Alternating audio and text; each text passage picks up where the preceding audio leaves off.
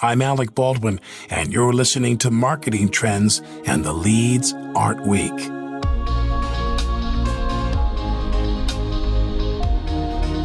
Hello and welcome to Marketing Trends. This is producer Ben Wilson.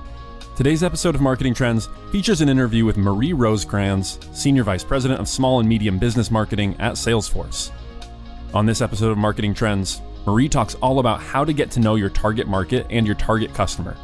She also talks about how to build a great marketing team, her favorite ad campaigns, and much more. Enjoy. Marketing Trends is created by the team at Mission.org and sponsored by Salesforce Pardot, B2B marketing automation on the world's #1 CRM. Are you ready to take your B2B marketing to new heights? With Pardot, marketers can find and nurture leads, close more deals, and maximize ROI. Learn more by visiting pardot.com/podcast or click the link in the show notes. Here is your host, Ian Faison. Welcome to Marketing Trends. I'm Ian Faison, Chief Content Officer here at Mission.org, and we are at very high up in the air, in the cloud, pardon the pun here, at Salesforce Tower. Marie, what's going on? Hi, Ian. It's a great day. It is a fantastic day. I'm so excited to be talking about your career, your leadership style. We're going to talk about marketing to SMBs, small, medium businesses. But first, how did you get into marketing in the first place? So I am what I would call an accidental marketer. Sure. I was not, unlike a lot of people who are in college and think that they are going to go into marketing, I was not one of those people. I was a political science major, and I had aspirations to work on political campaigns and maybe even for a congressperson. But believe it or not, the company that I was working for at the time had gone through a number of layoffs. There was a huge gap in product marketing, and one of the leaders said, "How about you become a product marketer?" And so almost immediately, I started shadowing account executives, going on the road with them, understanding what the messaging and positioning was, trying to get a sense from them what sales assets they needed, what kind of leave behinds we needed to create and deliver. And that's how my product marketing career started. Do you feel like when you were in college, hanging out at the Bronco, you were dreaming of one day a career in something other than marketing? You know, I don't know if I ever dreamt of having a career in any one specific thing. I have always been an individual that has been hyper-focused on learning and trying different things. And so, as evidenced by my career, marketing is one of the many things that I've had the good fortune of being able to do. So you spent a brief stint at Oracle, you were at PeopleSoft, and you went to a company called Primavera. What is it? I did. So actually, the startup that I was working at was acquired by Primavera. Oh, I didn't know that. Yes. And now Primavera is part of Oracle, believe it or not. They were acquired. They were largely in construction project management, but they acquired the startup that I was at because we had developed an IT app dev project management technology that I was a product marketer for. Yeah.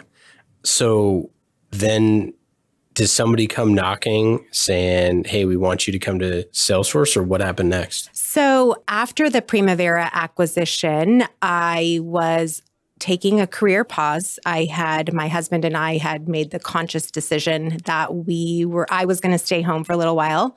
I had had my son and had returned to work rather immediately. And then after having my daughter, I decided I wanted to be home for a little while. And my former boss from Primavera, and also that startup, she too had kind of gone through the acquisition by Primavera, called me up one day and said, "I have a job with your name on it." And so lo and behold, I found childcare for my daughter. I came up to the city, and I think 2 days later, I had a job offer from Salesforce to be a product marketer on the App Exchange. And it was frankly as quick as that. And 2 weeks later, I was commuting and here at Salesforce. And here I am 11 and a half years later. What were those early days of App Exchange like? Because we interviewed Layla for IT Visionaries and kind of talked about that a little bit.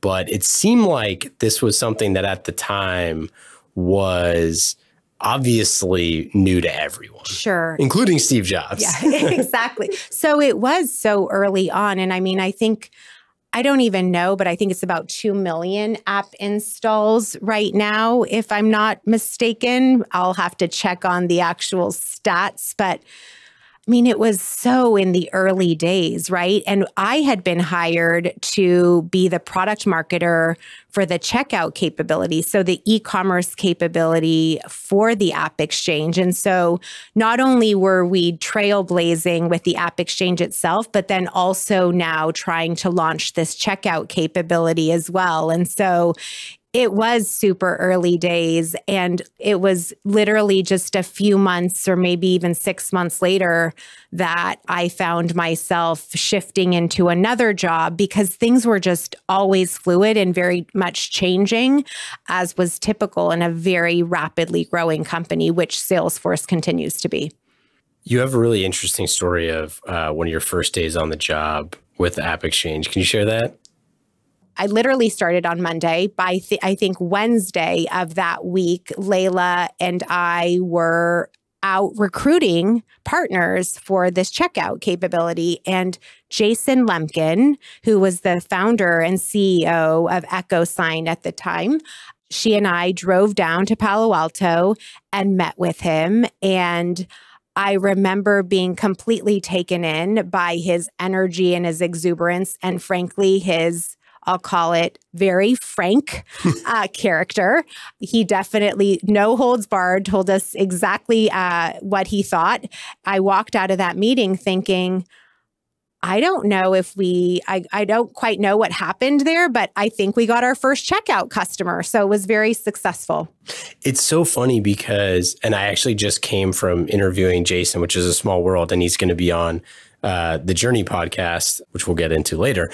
But, it's such a small world. And I think, one of the hallmarks of your career has been the longevity of being with companies and kind of sticking it through. And I think, what's so interesting with a lot of Salesforce executives is this long tenure that you have to see things through to multiple iterations, like multiple points of conclusions and growth.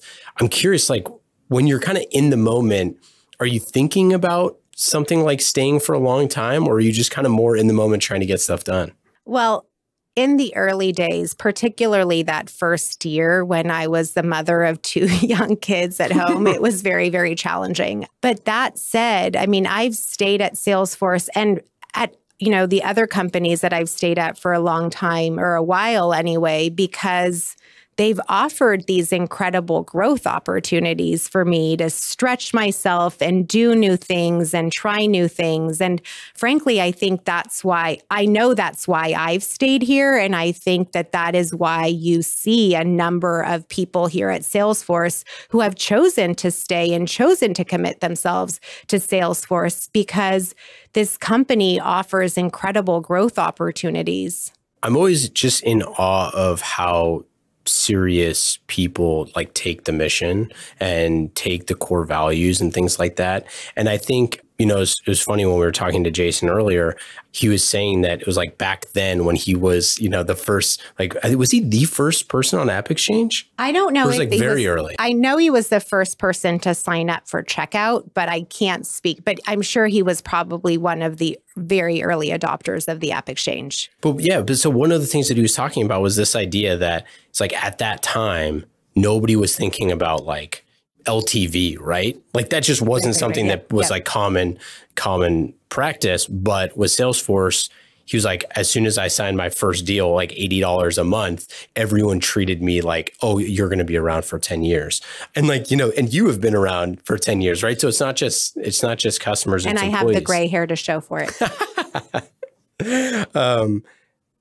But for the SMB world, and getting into that, SMBs are kind of a different animal. You know, it is something that each company is so different. They're strapped for resources. They're strapped for cash.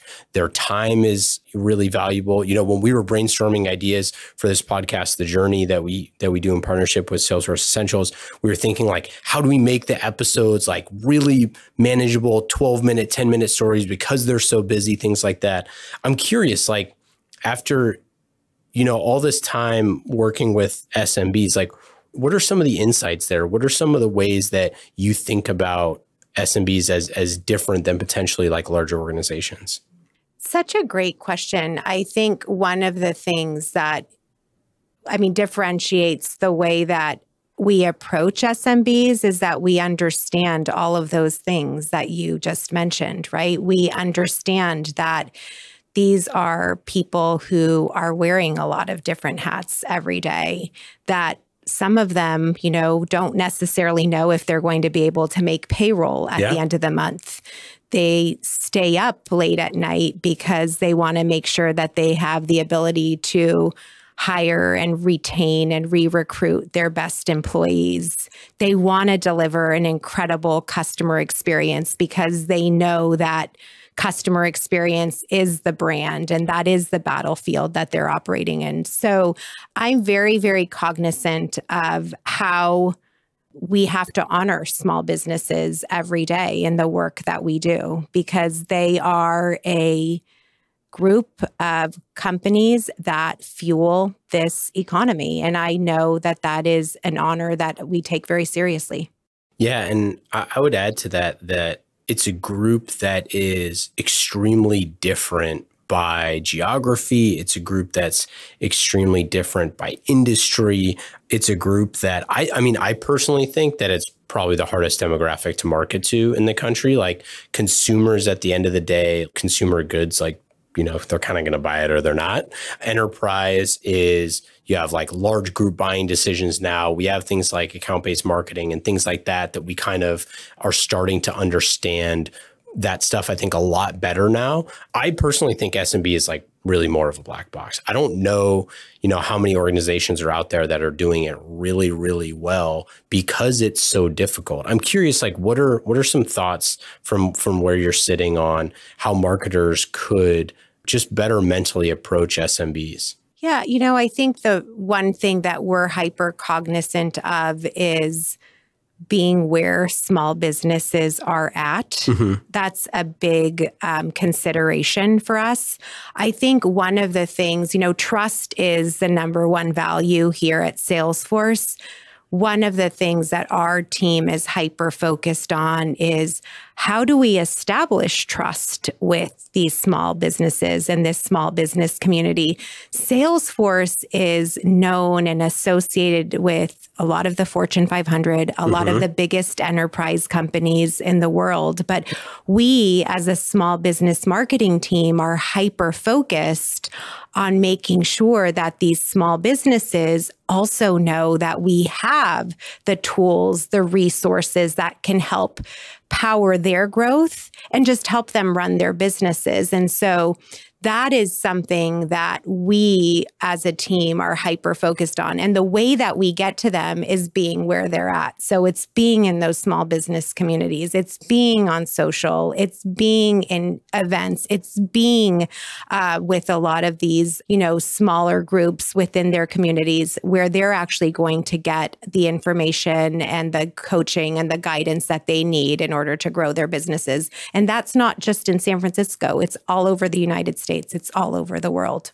Yeah, we earlier in my career, I did this like webinar series. This was back a number of years ago, and I remember it was for veteran-owned businesses. And I remember we did this webinar with like 600 veteran-owned businesses, and it's like I remember all of the comments other than, this is actually a funny story. The first comment was just like, I can't believe I woke up at 9 a.m. for this. I'm like, my bad, man. My bad, bro. Sorry, buddy. I'll get you your $0 for back. But every comment was so specific to their business. It was like every single person wanted that individualized advice. And you think about how difficult of a problem that is, right? Like, how do you provide helpful content at scale to people who really all feel like their business is different? Because it is. I think it's just such a unique challenge. It is. I think one of the things that I find most rewarding about working with small businesses, though, is seeing how they've built their communities around their products and services, just like we have built trailblazer communities around our products and small business overall. Like, we know that small businesses, while different and unique from one another, also get a lot of value from talking to one another, learning from one another, growing from one another. And so for us as an organization, we're all about trying to bring those communities together, just like they're bringing their communities together around their products and services. You know, it's funny. So we just spent, this is actually yesterday, this is very timely. So we just spent the whole day recording the demo at, I saw the pits at Mission HQ. Did you? Oh, great. You looked great, by the way. Thanks. I had hair and makeup did wonders for me. But it was really interesting. Number one, how awesome it was to work with your whole creative team, and how just thoughtful they were about like our time and how valuable our time was. But it was thinking about like our business as Mission and the different, our customers that we serve and our listeners that we serve and all of that stuff. And it kind of really made me think about how many things are enabled by technology that you don't necessarily remember. And so I was trying to go like back to the basics for myself of like, what was it like before I had a CRM? Like, I was trying to put myself in that mindset. That's kind of a difficult thing for a marketer to do. Like, imagine you just don't know what this thing is anymore, that something that you've used for the past, 10 years of your life or whatever it is. Do you find that there's any like types of things as, with a background in product marketing as it relates to SMBs, like where you have to unlearn what you have learned? Yeah. Well, I mean, that's one of the best parts about working with small businesses is you really do have to put yourself in their shoes. And that's probably one of the most gratifying aspects of this job is I get to talk to customers every day, sometimes multiple times a day. What small businesses are going through and what they do to actually be successful it's incredibly sobering and chastening to some degree because you understand how badly they want it. Many of them do. And there's something that we try to capture. We try to capture that in our marketing. I mean, so many of our customers, particularly on, Salesforce Essentials, our newest small business product, they are like literally running their business on notebooks and Post-it notes and spreadsheets and all of those things. And to help them see the value of a CRM and tell us that, wow, this has had a business changing impact on my business. I don't know, like I get super excited about coming to work every day and getting to do that. Like, that's awesome. How lucky am I? I mean, I feel like I'm super lucky that that's the type of impact that our team is having.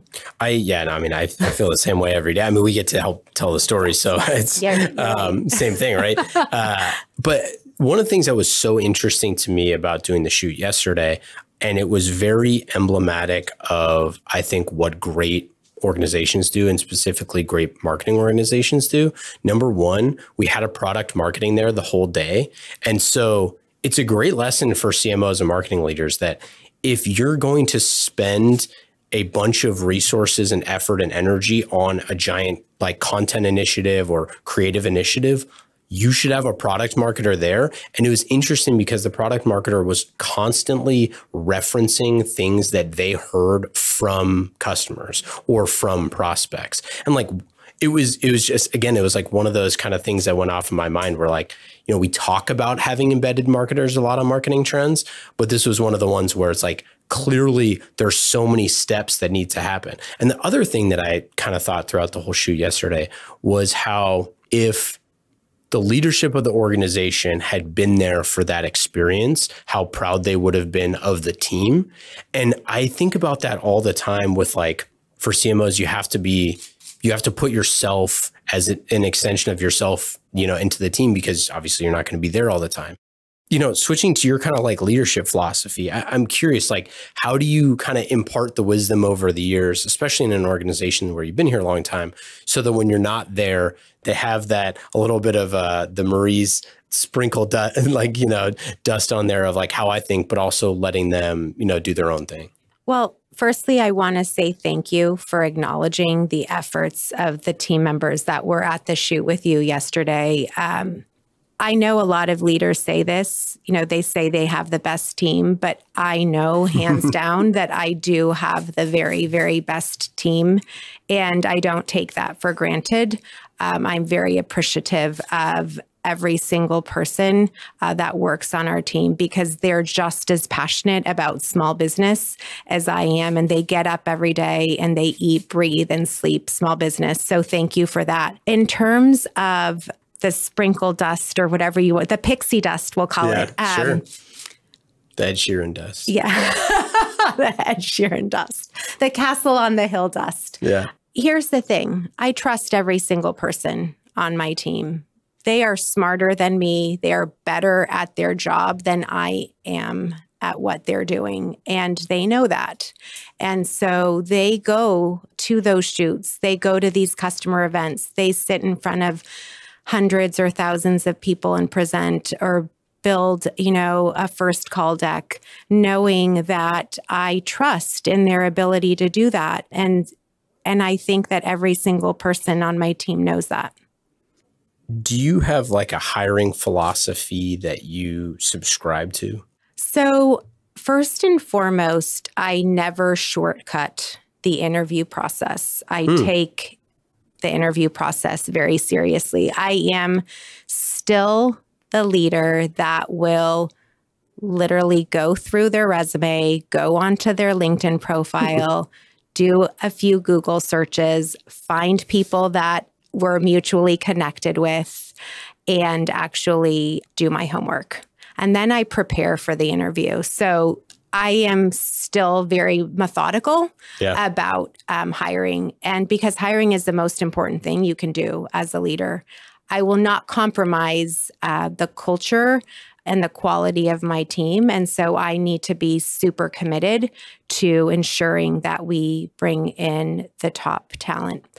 Philosophically, I am, I'll call it egoless. I, like I said previously, am absolutely committed to bringing people into the organization that are far smarter than me, far better at their jobs than I can ever be. But I also want them to be open to trying new things, to being utility players.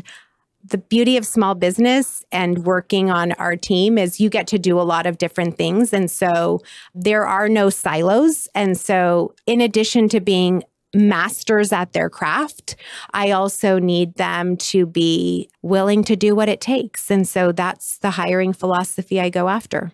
Yeah, I think there's just such a fine line between like that business owner mentality and the siloed mentality, right? Is like you want to have the business owner that's also highly collaborative, yes, right? Absolutely. And I am unrelenting in hiring for exactly that. Who are some of your role models when it comes to either leadership or just throughout your career that have kind of helped you become a better marketer? So I've had a lot of different inspirations, I'll call it, and I think that leaders come in a lot of varied and different forms. I mean, I think about some of the teachers very early on in my life. I, started kindergarten. I didn't know how to speak English, and I had a most amazing kindergarten teacher that I still think about quite often, because had it not been for her patience and for her guidance, I don't know if I would have been able to make it on to first grade. I think about the high school teachers that, believed in me, inspired me to think critically, to believe in myself, to think beyond what I thought I was capable of at the time. So, those types of individuals continue to inspire me.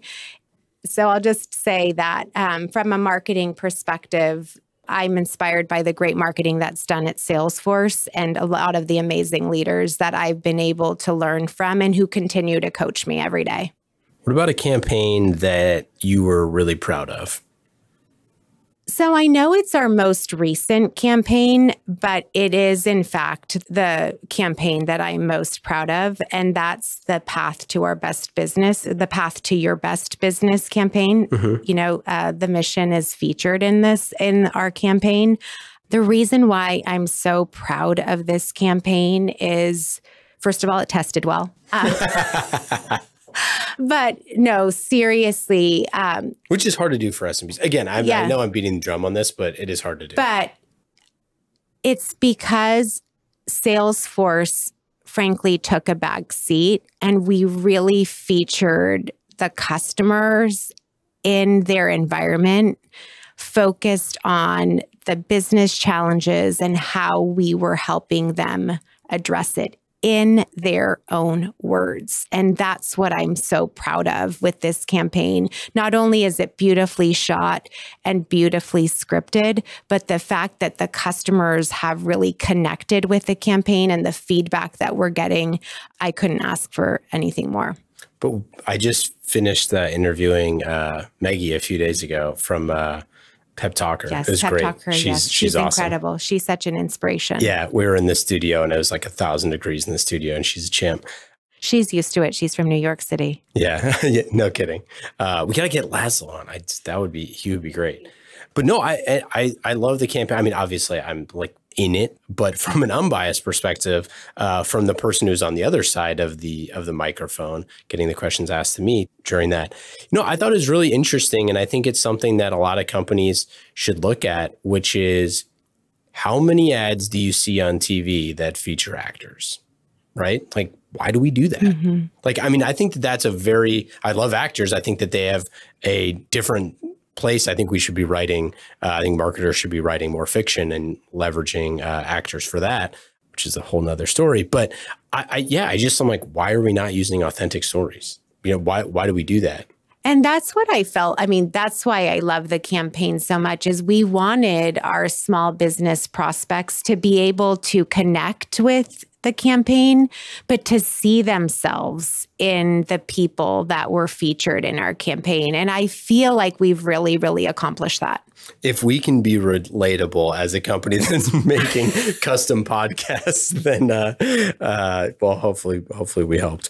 What about campaign or elements of a campaign that were your biggest learning experience? Yeah, so not at Salesforce, but at my previous company, we launched a campaign that helped me really appreciate how critical the creative brief is. And I say this because I know that some of the marketers listening out there might be rolling their eyes, but I am a huge proponent of building a really, really strong creative brief because it helps you address all of the critical questions. And one of the things that we didn't do with this campaign that I worked on at a company long ago was we underestimated how critical it was going to be to actually produce the end deliverable. And what I mean by that is I'll call it the Get Promoted campaign. Sure. We had planned on launching this incredible survey, collecting all of this benchmark data, sending that back out to all of the survey respondents, building this entire campaign around it. Well, lo and behold, I think halfway through it, we're like, oh my gosh, we underestimated how much this was going to cost, how much this was going to require of us from an execution perspective. And if we had taken that initial time from the get-go to really map out, okay, here's the brief, here's the plan, we would have never found ourselves in the situation that we found ourselves, which was basically asking the CMO for more money to complete the campaign. It's funny. I went through a creative brief all day yesterday, and I was talking to Chad and Stephanie about this afterwards, and I was like, I don't know who reviews this brief, but I was like, this is immaculately done. But it's one of those things. I think to every final detail. We interviewed Michael Mendenhall, who is the CMO at TriNet, and he was talking about how Steve Jobs, he worked for Steve Jobs and Michael Eisner, and both of them would just be like, kick back for rewrites. Like this chunk of Toy Story it doesn't work, cut it. And then, that idea of like, is this your best work? And I think that there's kind of that kind of dichotomy where you have, I want to do my best work to be able to create something amazing, but I also have to be realistic of like, is this thing going to get made for the amount of money that we want to do it? And when you have a black box there, you're just not going to be trusted by your CEO. Like, that's the big thing. If you go to them for some big campaign and then it runs over, which like creative work always runs over, that's the thing. And it's always on editing. Right. Oh, totally. And then you squeeze your vendors or your, video people on like doing overtime and all this sort of stuff. And then you're a bad company to partner with. So it's like that butterfly effect. So how do you fix it? What do you do in the future? So, well, I'm maniacal about creative briefs. Let me tell you about that. And frankly, our entire team we spend a lot of time working on it. And frankly, I think this is why I value a lot of the time that I've spent in program management throughout my career is I'm now hyper-focused on building realistic timelines with realistic budgets, always accounting for overage. And so it was a huge lesson learned for me fairly early on in my marketing career. What do you think for SMB campaigns, for marketers that are struggling to figure out how to do SMB campaigns, how could they get them on the right track?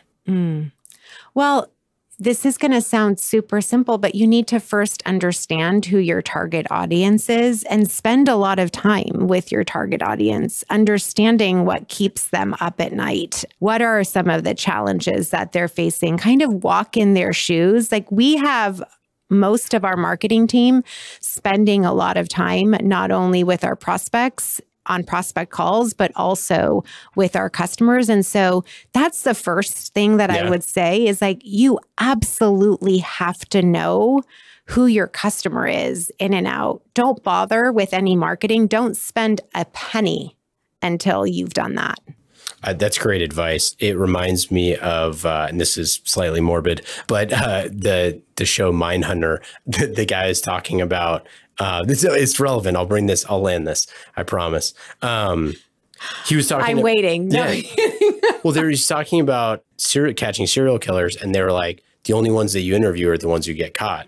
But it's the same, in a non-morbid sense. It's like, if you're only interviewing people who did buy, you're ignoring the people who are not buying. And that's equally valuable. And I think a lot of times we struggle to like get bottom up refinement from the marketing community because those conversations happen in sales. It's so true. You have to, I said earlier, you have to be egoless. Like, you really do have to understand who your customers are. And you raise a great point. Like, talk about the people who didn't buy. Yeah. And talk to the people who didn't buy and why they didn't buy. And, bring that feedback back into not only the product organization, but also how you market to them too. Yeah, I was talking to a friend who works in essentially like high-end real estate. And I was being, offhand about this event that we were going to at Andreessen Horowitz. And he was like, I was mentioning the podcast report that they did. And we got mentioned. And I was like, it's super cool that we got mentioned in this thing. And he's like, yeah. Who's that?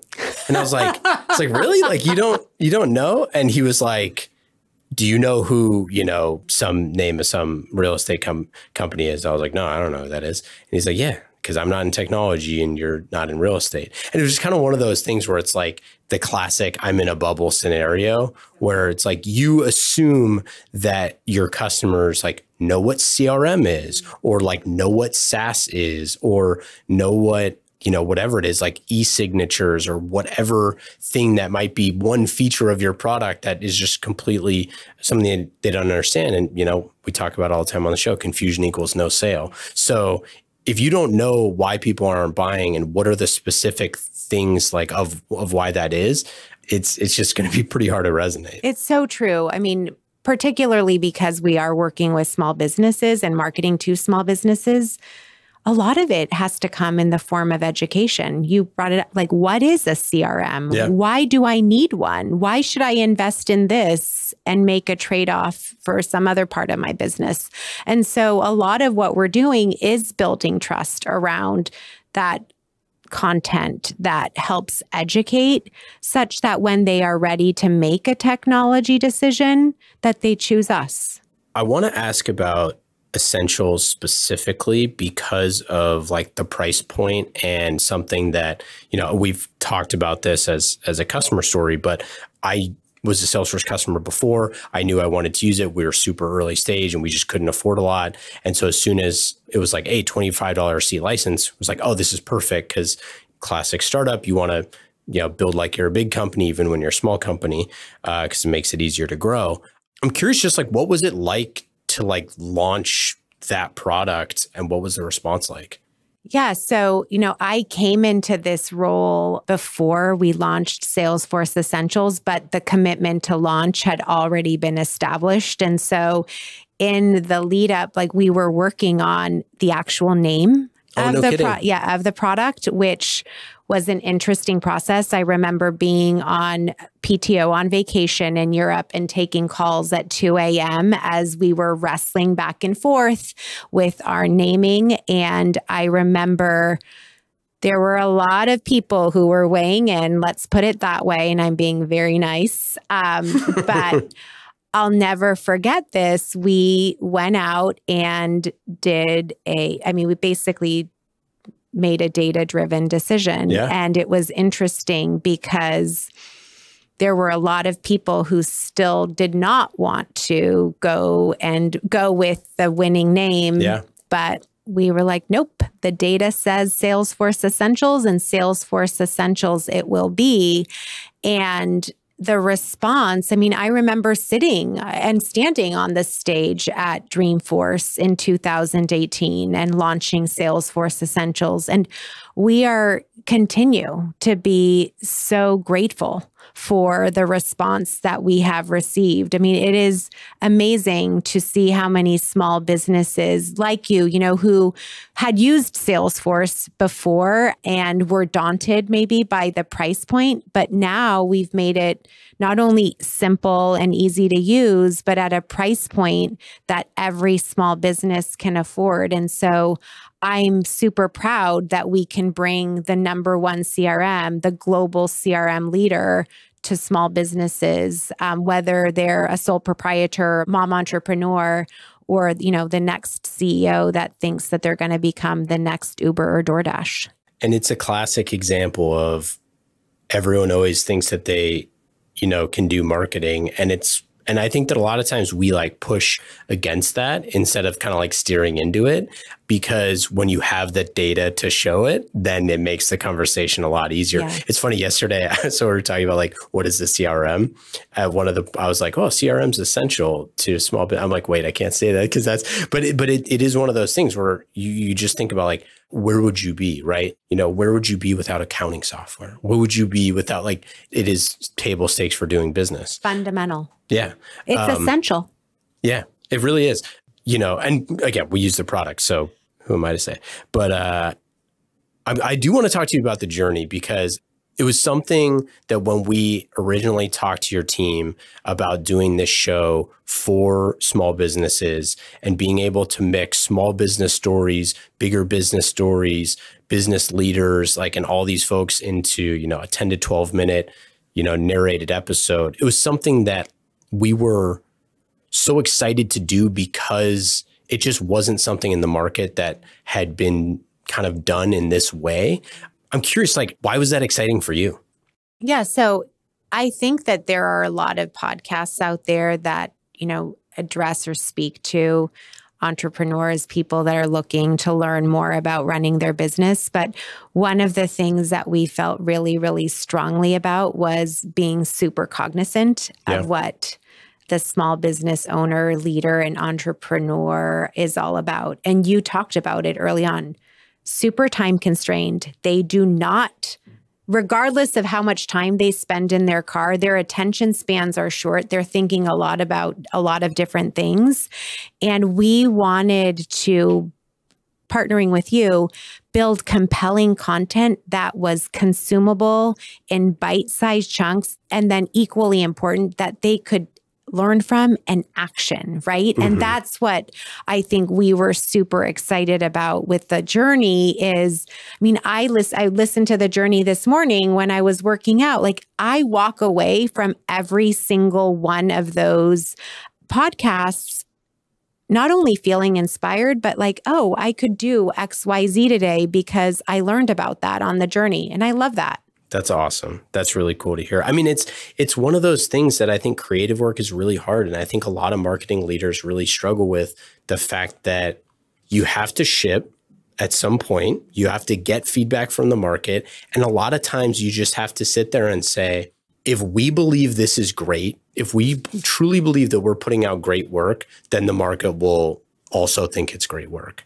And that's like a really challenging thing to do, because a lot of times you have a marketer who isn't sitting in the seat. You know, you're not sitting in, you don't own a pizza shop. You know, you don't have a contractor business. So to be empathetic is so critical to that experience. But I mean, one of the best parts about the journey is that it doesn't matter what type of business you're in, right? You can learn from and gain inspiration from or get good advice regardless of what type of small business you're in. You know, my son is taking an entrepreneurship class this year, and I've told him that he needs to start listening to the journey as part of his class, because I'm convinced that he'll be able to take some of that learning and apply it to some of the work that he's doing. I love that. That's awesome. It's funny, you know, and obviously we do this for a living, but it's crazy to see the feedback that we get from people about things like that because of like the nuance of hearing it from the person's voice, especially when you add like narration and things like that to clarify for the listener different things. And I just think that I just think that this is going to be the new normal. It's like these types of storytelling are so critical because we have access to these people, and it takes a level of professionalism to like help people tell their story. I agree. I think that, you know, one of the things that the journey captures is the stories in a real and very authentic way. And I think it is a no holds barred, you know, a very clear representation that some of this isn't going to be easy. In fact, a lot of it is going to be really, really hard. But how do you gain inspiration to persevere, to be resilient? And that's what I love about the series and why we're so proud of it. So thank you. All right, let's get into the lightning round questions. These questions are fast and easy, just like marketing with Pardot. You can go to pardot.com/podcast to learn more about B2B marketing with the world's #1 CRM. Obviously you know and love Pardot, so I don't need to convince you. But for our listeners, go check it out. It's amazing. I'm a Pardot evangelist. Hey, there you go. Lightning round questions. Are you ready? I am ready. I'm ready for the challenge. Okay. #1, what's your favorite thing to cook or eat? Oh, favorite paella. Oh, that's a good one. I make a mean paella. Well, I mean, we're going to have to, we'll see about that. Paella cook-off. Do you have a hidden talent or passion? My hidden talent is dancing like nobody's watching. But people were watching at the beginning of this episode. That is true. When we did a dance party. I have some mean dancing skills. Favorite band or artist? Post Malone. Influenced by my 2 teens. What is your favorite vacation spot? Favorite vacation spot would have to be Barcelona, which is where I honeymooned. What book or podcast that you're reading or listening to is particularly enjoyable? Well, in addition to The Journey, sure. I would say I'm reading Shoe Dog by Phil Knight. Oh, yeah. Really good book. We did an episode of The Story on Phil Knight. I'll send it to you. It's send really it good. to me. Yeah, it's great. But you're reading the book. Yes, so spoiler it's exceptional. Alert. What would be your best advice for a first-time head of marketing? My best advice it's not only just for a VP of marketing, it's for anybody, you have to be super prepared for anything. And so I would say be on top of your game, know your data. What question do you never get asked that you wish you were asked more often? Oh, yes. How do you pronounce your maiden name? Oh, how do you pronounce your maiden? I don't know. What is your maiden name? Well, it has an X in it, so most people freak out when they see it, but it's Loxog. Oh, that's it. Marie, that's all we got. Awesome. Thanks so much for having me. I appreciate the opportunity. Yeah, we're Truly. super excited. And obviously, like, it's just been great working with you and the whole team. We're super pumped. Great partnership. I know you guys have a partnership with quite a few teams at Salesforce, but we're particularly appreciative. Thank you. Thank you. Take care.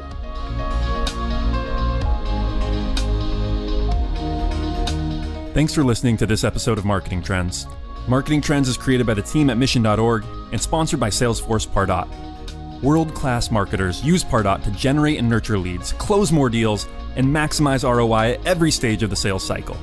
Empower your marketing team to become revenue-generating superheroes, and let Pardot's data analysis keep an eye on the bottom line. Learn more by visiting pardot.com/podcast or click on the link in the show notes.